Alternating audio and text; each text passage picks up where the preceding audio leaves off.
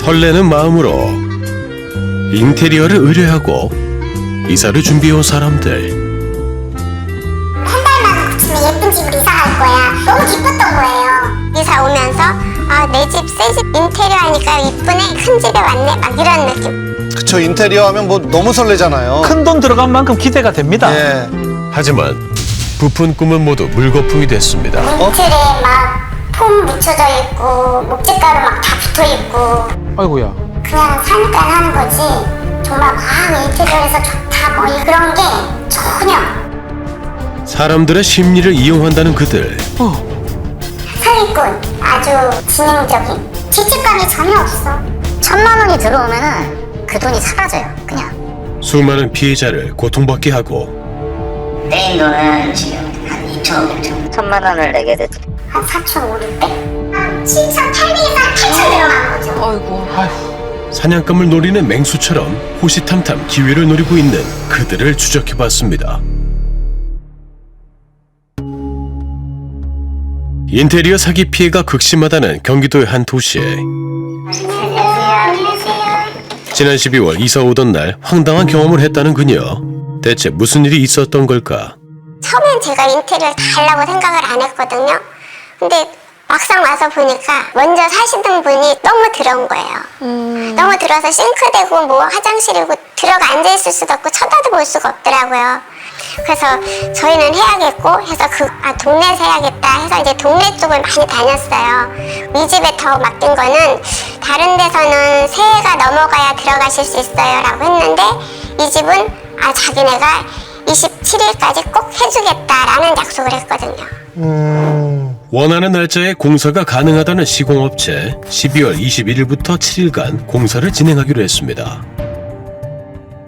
하지만 공사가 시작된 후부터 비극도 시작됐습니다. 22일날 뜯어만 놓고 그 다음날은 뭐 토요일이 안 되고 뭐 어쩌고저쩌고 계속 그러면서 안 하고 있었어요. 벌레만 났었어요. 거실에는 이제 전기도 안 되고 싱크대도 없고 아이고, 그래갖고 그 사람들한테 계속 이 싱크대 언제 해줄 거냐 이제 실장한테. 그러니까 실장 하는 말은 전기도 뭐 오셔야 되는데 뭐 딜레이가 돼서 뭐 못 오시고 있고 뭐 언제 될지 모르겠고 계속 이러는 거예요. 기다려주면 반드시 완료하겠다는 말을 믿었지만 이사 전날까지도 공사는 제대로 진행된 게 없었습니다. 아하. 그때 이사한 날 딱 되니까 어떻던가요? 하나도 돼 있는 게 없었어요. 하나도 돼 있는 것도 없었고 천장 구멍만 뚫어놓고 아무것도 한 게 없고 전기 다 떼놓고 아무것도 해준 게 없고. 어휴, 이게 철권날이지 이삿날입니까? 너무한데요? 당시 거실 공사도 안 돼 있어가지고요. 천장 등을 바닥 콘센트에 연결해서 사셨다고. 아이고야. 아이고, 참. 이삿날이 되어서야 시작된 도배. 그마저도 순탄치 않았습니다. 그 도배하시는 여자 사장님이 갑자기 막 짐을 싸는 거예요. 자기는 안 하겠다는 거예요. 그래서 왜요? 그러니까 카페를 보여주면서 이게 그 돈 안 주는 그런 악덕업체로 자기네 카페에 떴다. 그래서 자기는 이제 오늘 일단 버렸다 생각하고 가겠다. 날벼락 같은 소식, 시공업체에 바로 전화를 걸었습니다. 어떻게 할 거냐고 얘한테. 그러니까 그냥 도배해 주시라고 해주시면 자기네가 돈 드린다니까 그 사장님은 지금 당장 돈을 입금시켜라. 안 그러면 안 해주겠다. 그래서 자기네는 한테 계약한 금액이 290이니까 그 금액을 다오 그러면 해주겠다 이러더라고요. 그래서 이제 290만 원 그 자리에서 입금을 해주랬죠. 결국 사비 290만 원을 직접 지불해 간신히 이사와 도배를 마쳤지만 그 외에는 아무 공사도 되어 있지 않은 집. 남은 건 막막한 뿐이었습니다. 아이고. 야, 이사했는데 싱크대도 없으면 어떻게 삽니까? 아니 진짜 아무것도 아무것도 없는데요? 더 이상 해당 업체의 신뢰를 잃은 그녀는 다른 업체에 재시공을 의뢰했다고 합니다. 그날 이후로 이제 공부하는 이제 끝이 나. 네, 끝났죠. 나중에 발견했는데 장문에 문자가 와 있더라고요. 그러니까 자기는 해주고 싶었는데 고객님이 그렇게 하셔서 못했다라는 식의 이제 그 문자가 와 있더라고요. 네? 여러 변수에 의해 공사가 밀렸다는 시공업체 측. 그녀는 더 이상 연락하지 않았다고 합니다. 아니 이 상황에 뭘 믿고 맡깁니까? 취재를 해보니 피해자들 사이에서 해당 업체는 악명이 높았습니다. 앞서 만난 피해자와 마찬가지로 똑같은 방식으로 피해를 당했다는데요. 네, 딜레이가 계속 됐어요. 뭐 전기공사도 오늘 들어옵니다. 전기하신 분이 모친상 나가셨다고 못 오신다.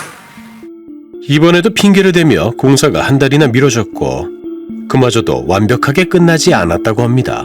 아이고 세상에. 타일까지 화장실 정도까지는 좀 얼추 마무리가 된 상태였을 거예요. 그럼 화장실 청소부터라도 먼저 하고 가자.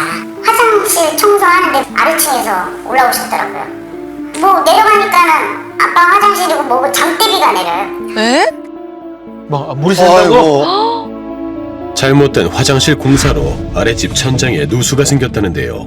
아이고. 아, 다른 피해자에게는 교묘한 이유를 대며 중도금을 요구했다고 합니다. 처음에 견적 비용이 4,100에서 4,500으로 올라갔어요. 처음에 계약금하고 그 다음에 3일 있다가 중도금식으로 해서 거의 한 70%를 요구를 하더라고요. 공사하기도 전에. 공사하기도 전에 70%는 너무 많은데요. 계약금은 뭐 10에서 20% 정도 아닙니까? 근데 나는 또 왜 믿었냐면 4월 달부터 자재가 오른대요. 그래서 3월 달에 미리 자재를 사놓으면 견적 비용보다 훨씬 저렴하게 공사를 할 수가 있으니까 소비자 입장에서는 자재 오르기 전에 자재를 사다 놓는다고 하니 뭐 줘도 되지 않을까 해서 이렇게 돈을 주게 된 거죠. 아이고. 자재비 절약을 위한다는 말을 믿고 견적 금액의 약 70%에 달하는 3,180만 원을 공사 초기에 입금했다고 합니다. 아, 참. 역시나 금액을 보낸 그 순간부터 악몽 같은 날이 시작됐다고 합니다. 거의 저희는 매일매일 갔어요. 매일매일 가도 똑같은 그대로. 이제 계약 날짜가 3일밖에 안 남았는데 나머지 공정은 언제 다 할 거냐.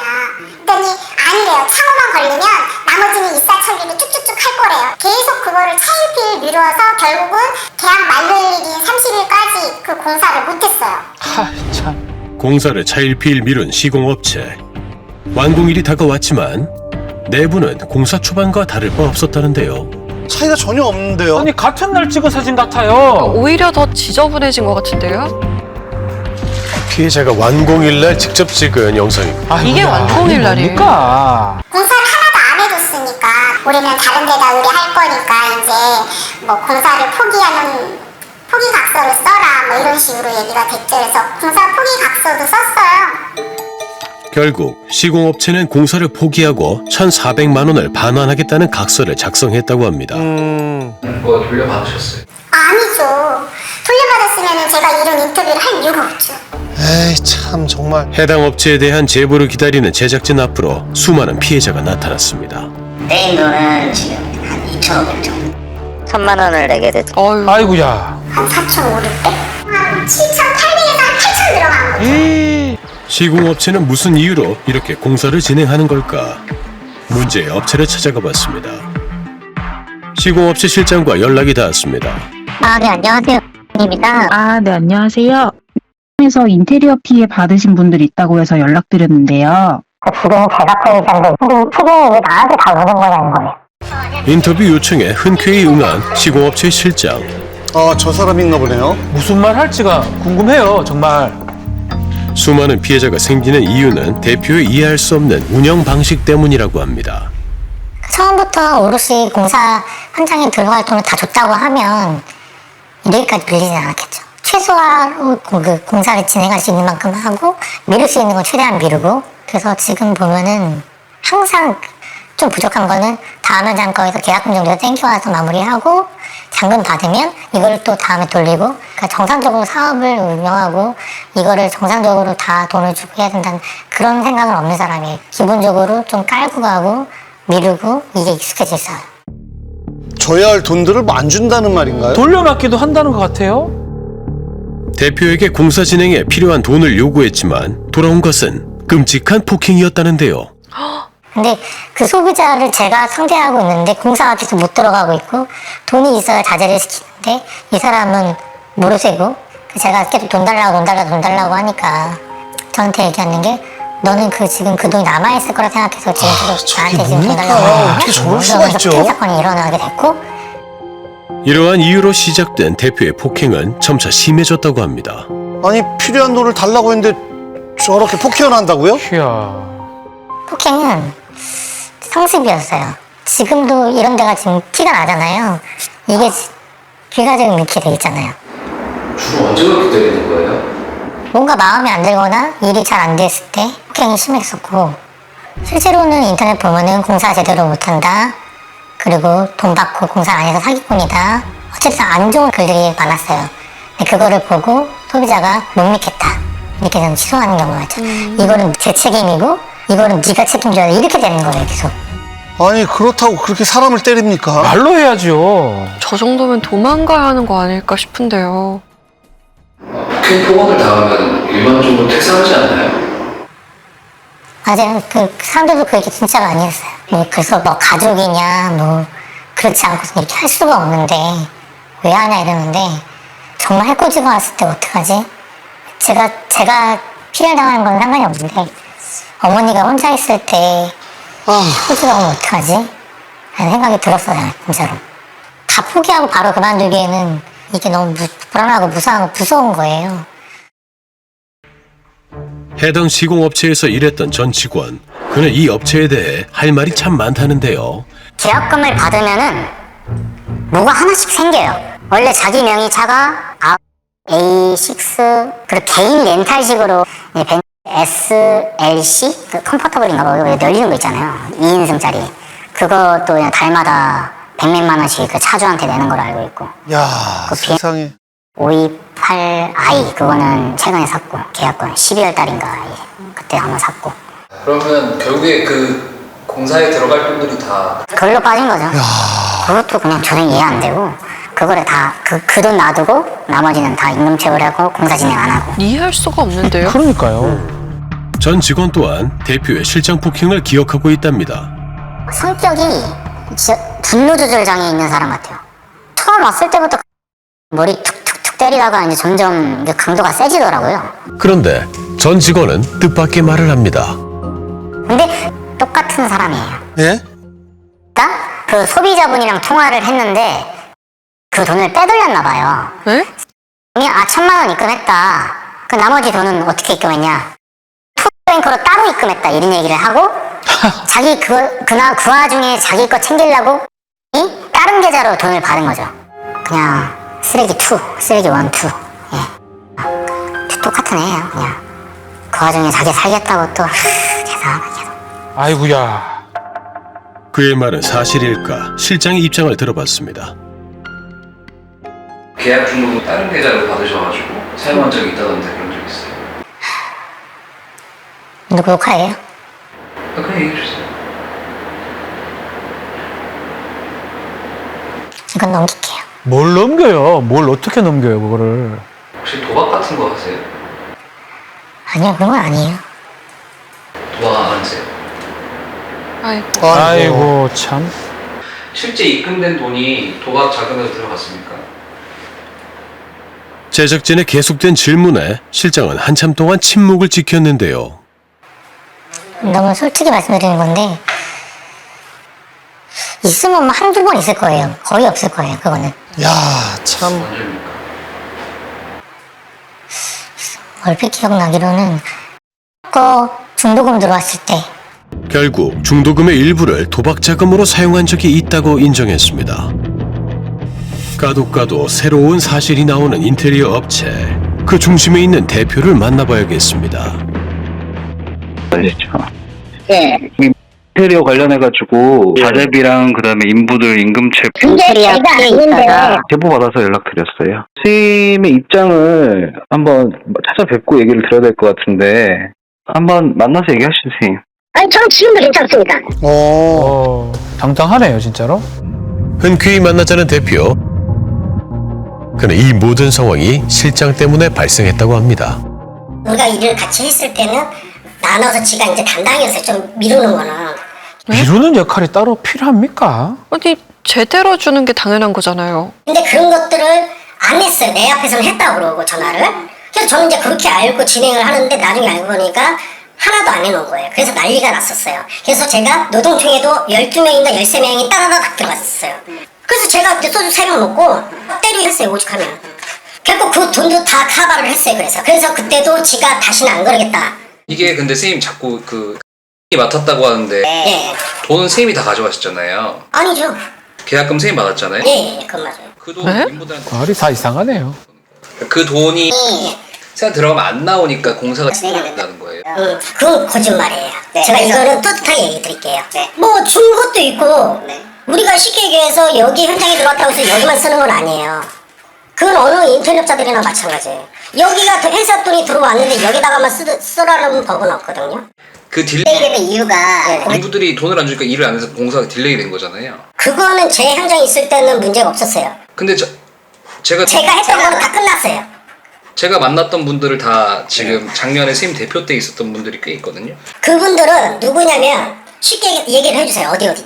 아 그거는 저희가 제보자니까 말을 못. 아니요. 저는 현장 어디라고 얘기하면 혹시 아시는 데는 어디예요? 어쨌든 작년에는 제가 맡은 현장들이 근데가 없다니까요. 대표의 주장에 따르면 작업자들에게 사정을 얘기하고 문제를 잘 해결했다고 하는데요.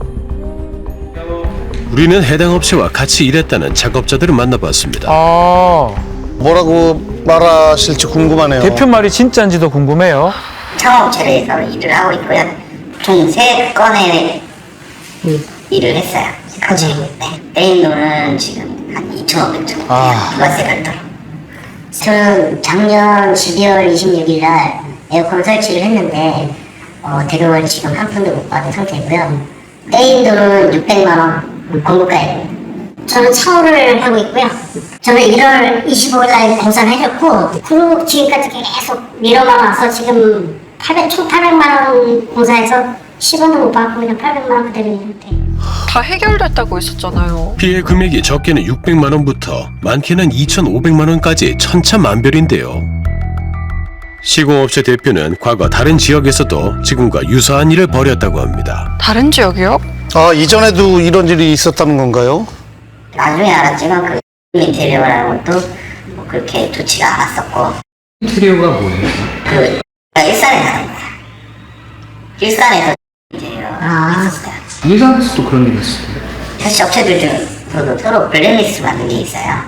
거기 있어요. 그때는 또 얼마나 남겼대요? 그걸 하면서 아마 사기로 한번 들어갔다 왔어요. 어디? 어떻게 들어갔다? 감옥. 감옥? 네, 사기로 이미 한번 갔다 왔어요. 작업자들을 만나 문제를 잘 해결했다는 대표의 말과는 달리 그는 인부들에게 고소까지 당한 상황이었는데요.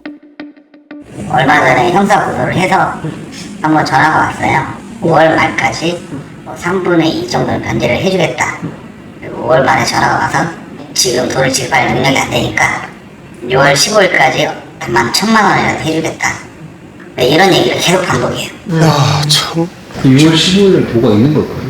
아니요, 그냥 6월 15일 되면 또 얘기할 거예요. 6월 말이라고. 아니면 7월 15일이나. 이해를 못하겠네요. 분명히 임금 문제는 없었다던 대표에게 재차 따져 물었습니다. 그 샤시 2,800 사장님도 15일날 받으시기로 했다는데 그건 어떻게 됐어요? 지금 PD님이 어떤 얘기는 모르겠는데. 샤시 2명. 예, 그분하고는 뭐 며칠 전에 통화했거든요. 제가 못 드려서. 네. 근데 뭐 그분이 지금 원래는 일주일 얘기했는데 그래서 오늘 전화를 드렸어요. 그래서 15일을 지금 제가 드리겠다고 그 양해를 좀 구했고요. 지금 계속 통화하고 있고 제가 끝까지 그거는 할 거예요. 약속했던 날이 지난 지금 대표는 밀린 돈을 지불했을까요? 네, 사장님 안녕하세요. 저 지난번에 뵀던 그 MBC 이승준 PD라고 하는데요. 15일날 돈 보내준다 그랬잖아요. 네. 돈 들어왔나요? 아니요. 예상하셨던 건가요, 이게? 그렇죠. 원래 항상 그래요. 채무 불이인가 지금 등재는 완료시켰고 통장 찾아서 지금 압류 하나씩 계속 하는 중이에요. 혹시나 했는데 역시나네요. 피해자들의 애타는 마음은 뒤로 한 채 온갖 이유를 대며 그 상황을 무마하기 바빴던 업체 대표와 실장. 업계 전문가는 이런 운영 방식에 대해 어떻게 볼까? 그 회사에서 어떤 업무를 진행하는가에 따라 좀 다를 수는 있는데 정상적인 경우는 아니죠. 우리가 인테리어를 할 때 그 프로젝트에서 해당되는 비용을 받게 되면 그 비용으로 소진을 해야 되는데 다른 현장 거를 한다라고 하는 거는 사실 정상적인 경우라고는 좀 보기 어려운 상황이긴 하죠. 전문가는 소비자가 사기 피해를 예방할 수 있는 방법을 제시했습니다. 자, 우리가 예를 들어서 인테리어를 음식으로 비유한다고 했을 때 우리가 불고기를 먹더라도 불고기가 한우도 있고 미국산도 있고 호주산도 있잖아요. 그리고 그 안에 들어갈 때 요리를 할 때 당면이 들어가는 것도 있고 파가 들어가는 것도 있고 마늘이 들어가는 것도 있는데 이거 그 아무것도 없이 자 불고기 우리 5,000원입니다 라고 할 때 우리가 어떻게 들어가는지 모르잖아요. 그 똑같은 거예요. 인테리어도 역시나 견적서 같은 경우에도 한 장짜리로 해서 그냥 공정을 묶어서 얼마다라고 돼 있는 것보다는 조금 더 상세하게 돼 있으면서 그 마감 자재에 대한 스펙, 제조사 또는 제조명 이런 부분들까지도 기재돼 있으면 조금 더 우리가 안전하게 체크할 수 있겠죠.